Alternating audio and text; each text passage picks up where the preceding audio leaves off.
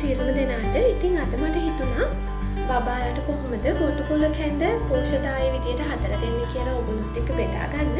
මම මේකට විශේෂයෙන්ම අද පාවිච්චි කරනවා පැල කරපු මුං ඇට. මේ තියෙන පැල කරපු මුං ඇට. මේ පැල කරපු මුං ඇට කියන්නේ ගොඩාක් පෝෂදායී ආහාරයක්.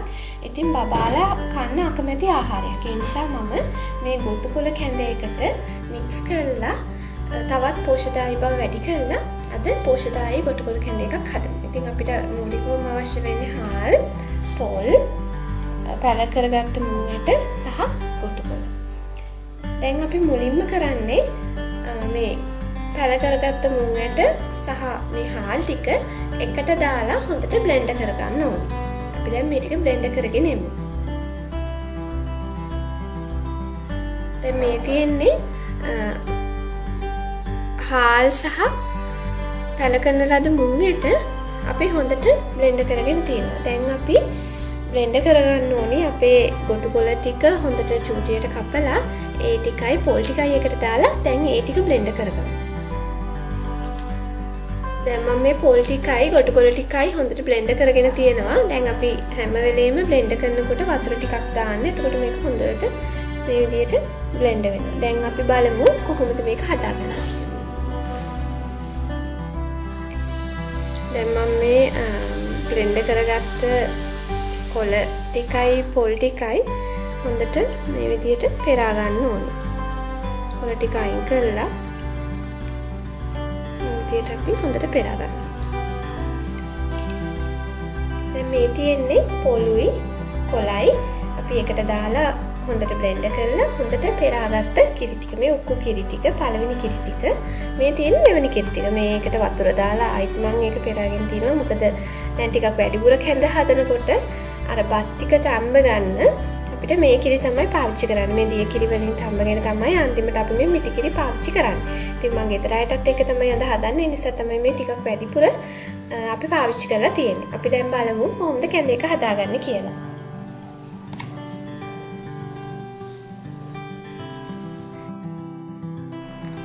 අපි දැන් මුලින්ම බ්ලෙන්ඩ් කරගත්ත හාල් ටිකයි අර මුං ඇට පැල ටිකයි වතුර දාලා අපි බ්ලෙන්ඩ් කරගත්තා. අපි ඒ ටික දැන් ලිපේ තියනවා. මේක ලිපේ තියලා හොඳට හැඳි ගන්න ඕනේ මේ ටික උක්කු වෙනකම්.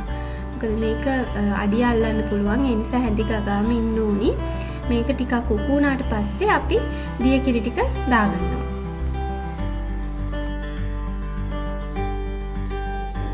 දැන් මේක මේ ඔයාලට පේනවද මේක දැන් හොඳටම උක්කු වෙලා මේ තරම් උක්කු වෙනකන් තමයි අපි මේක හැඳි ගා තියාගන්න ඕනේ. ඊට පස්සේ තමයි අපි අර දිය කිරි ටික මේකට එකතු කරන්නේ.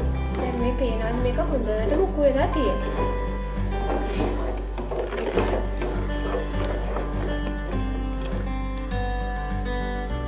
දැන් මේ කොළ කැඳ වල දිය කිරි ටිකත් මික්ස් කරගෙන මේක හොඳට දැන් අපි තැම්බෙන්න තියන්න ඕනේ. මේක දැන් හැඳි ගන්න ඕනේ නැහැ. මේක අපි තැම්බෙනකම් මෙහෙම තියමු. දැන් මේ බත් ඇට ටික හොඳට තැම්බිලා තියෙන්නේ. අර අපි බ්ලෙන්ඩ් කරලා දාපු බත්.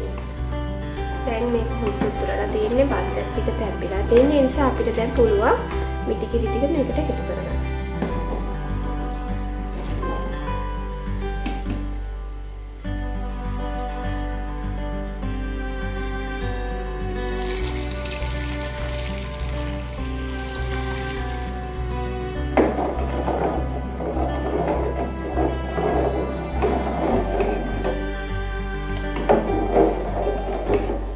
අවශ්‍ය ප්‍රමාණයට ලුණු එකතු කරගන්නවා. මම මේ නම් මේ ගෙදර හැමෝටම හදපු නිසා ගොඩක් තියෙනවා.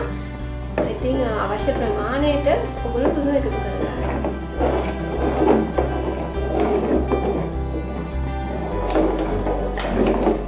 මේක හොඳට උක්කු වෙනකම් අපි හැඳි ගා ගන්න ඕනේ.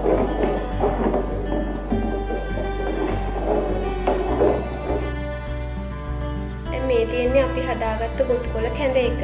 ඇත්තටම දැන් අපි මේ කැඳ එක හොඳටම උකුවට තමයි හදාගෙන තින්නේ. මොකද උකු වෙන තරමට තමයි ඒක බබාට හොඳ වෙන්නේ. අපි වතුර වැඩිපුර හදලා බබාට දෙනකොට බබාගේ බඩ පිරෙන්නේ වතුර වලින්. ඉතින් එතකොට එතන ලොකු පෝෂණයක් නැහැ. ඒ නිසා තමයි අපි කැඳ එකක් හැදුවත් බබාට හොඳට උකුවට හදන්න ඕනේ.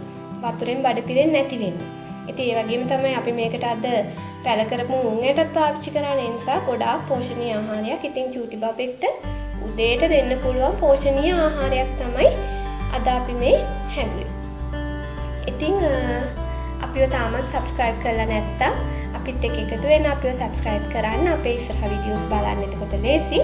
ඒ වගේම අපි තවත් දවසක මේ වගේ පෝෂ්‍යදායී ආහාරයක් එක්ක ඔයගොල්ලන්ව හමු වෙන්න. ඉතින් ඔබ හැම දිනාටම සුබ දවසක්.